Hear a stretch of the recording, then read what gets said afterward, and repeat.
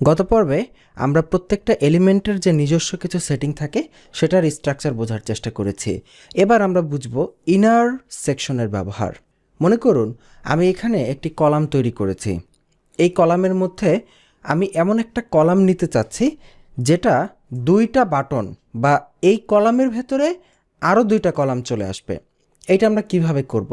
তো এটা সিম্পল, মাথায় আমাদের কমন সেন্সে কি আসে যে কলামের ভেতরে যদি দুইটা কলাম নিতে হয় তাহলে নিশ্চয়ই একটা কলামকে আরেকটা কলামের ভেতরে ঢুকিয়ে দিতে হবে। যেমন আমি যদি এই কলামটাকে টেনে এটার ভেতরে ঢুকানোর চেষ্টা করি, দেখুন তো ঢুকবে না। কলাম কখনো কলামের ভেতর ঢুকবে না।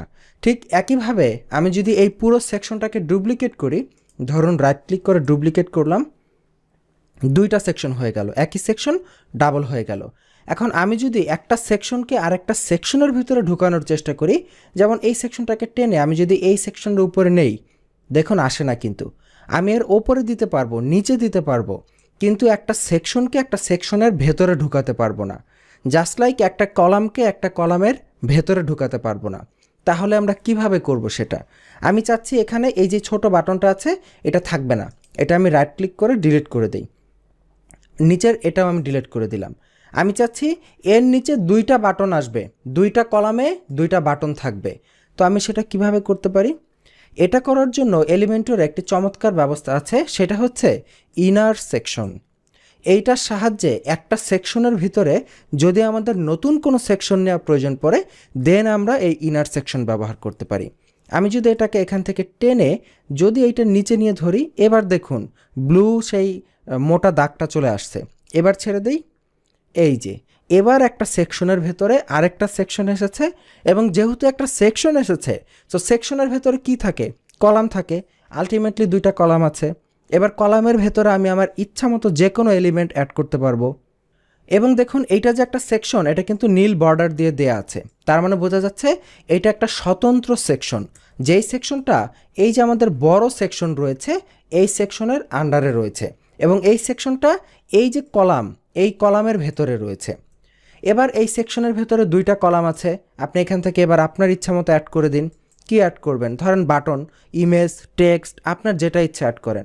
আমি এখানে বাটন টেনে এই যে ছোট্ট অল্প একটু জায়গা এখানে ছেড়ে দিচ্ছি, চলে এসেছে। আবার আমি এখানে যাই, এখান থেকে আরেকটা বাটন টেনে এই ডান পাশে ছেড়ে দেই, হয়ে গেছে। একই কলামের ভেতরে দুইটা কলাম হয়ে গেল সেকশনের সাহায্যে। এবার আমি যদি একটু ছোট্ট এডিট করি, ধরেন যে এই বাটনটা এইখানে এডিট সেকশনে গিয়ে এই বাটনটাকে যদি আমি এখান থেকে রাইট অ্যালাইন করে দেই, এবং এই বাটনটাকে সেটিং অপশনে গিয়ে এটাকে যদি লেফট অ্যালাইন করে দেই, এখান থেকে যদি লেফট অ্যালাইন করে দেই, তাহলে দুইটা বাটন পাশাপাশি চলে আসলো। আচ্ছা, সেগুলো স্টাইলিংয়ের বিষয় আমরা পরে দেখব, আগে আমরা স্ট্রাকচার বুঝি। এই যে আমরা ইনার সেকশনের কাজটা করলাম, এইটার কাজটা হচ্ছে মূলত এক্স্যাক্টলি এটা, যে একটা কলামের ভেতরে বা একটা সেকশনের ভেতরে যদি আমাদের আরেকটা সেকশন নিতে হয় তাহলে আমরা এইভাবে নিব।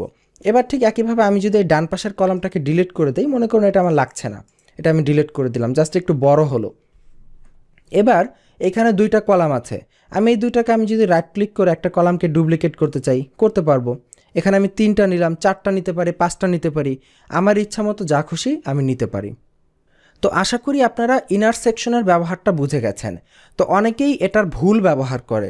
অনেকে কি করে, দেখে এখানে ইনার সেকশন মানে দুইটা কলাম আছে, সে তাড়াহুড়া করে কাজ করার জন্য সিম্পলি এটাকে টেনে এখানে নিয়ে ছেড়ে দেয়, আর সরাসরি একটা সেকশন চলে আসে।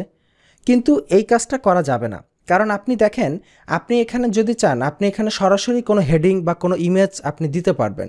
যেমন আপনার মন চাইলো আপনি এখান থেকে আলাদা করে এইভাবে স্ট্রাকচার সিলেক্ট করলেন না, হেডিংকে টেনে এখানে ছেড়ে দিলেন, নতুন একটা সেকশন ক্রিয়েট হয়ে গেল, নতুন একটা কলাম আসলো, তার মধ্যে হেডিং চলে আসলো অটোমেটিক।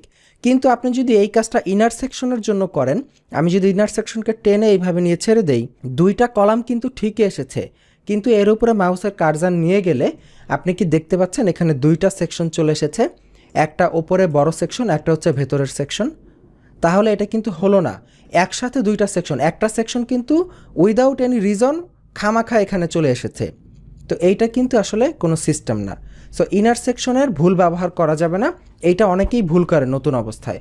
এই জন্য আমি এখানে এটা দেখিয়ে দিলাম যে একটা কলামের ভেতরে নতুন কোনো সেকশন বা নতুন কোনো কলাম নিয়ে আসতে গেলে আমরা এইভাবে ইনার সেকশন এই টুলসটা ব্যবহার করব। আশা করি বুঝতে পেরেছেন। তো এই পর্ব এই পর্যন্তই। আপনারা বিষয়টা একটু নিজেরা প্র্যাকটিস করে দেখুন। আগামী পর্বের আমন্ত্রণ জানাচ্ছি। ভালো থাকবেন। আল্লাহ হাফিজ।